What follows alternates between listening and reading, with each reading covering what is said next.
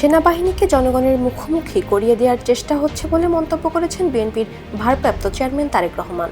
তারেক রহমান বলেন, দেশে একটি অস্থিরতা তৈরি হয়েছে, এর পেছনে ষড়যন্ত্র আছে।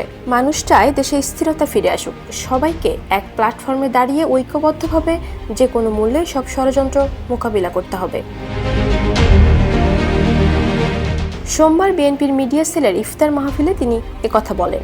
বিএনপির ভারপ্রাপ্ত চেয়ারম্যান বলেন, অনেক প্রত্যাশা নিয়ে মুক্তিযুদ্ধ হয়েছে। 16 বছর রাজনৈতিক দলের নেতাকর্মীরা ত্যাগ স্বীকার করেছেন। জুলাই অভ্যুত্থানে অসংখ্য মানুষ প্রাণ দিয়েছেন।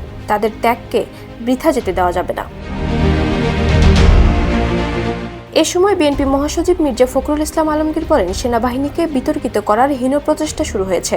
তিনি বলেন, বাংলাদেশের স্বাধীনতা সার্বভৌমত্ব যেন বিপন্ন হয়, আমরা যেন আবার অরক্ষিত হয়ে পড়ি। আমাদের সেই দেশপ্রেমিক সেনাবাহিনী যারা দেশের প্রতিটি গুরুত্বপূর্ণ মুহূর্তে জাতির পাশে এসে দাঁড়িয়েছে, তাদের আবার বিতর্কিত করার হীন প্রচেষ্টা শুরু হয়েছে। দেশ জুড়ে তোলপাড় ওয়ালটন ফ্রিজ কিনে আপনিও হয়ে যেতে পারেন মিলেনিয়ার।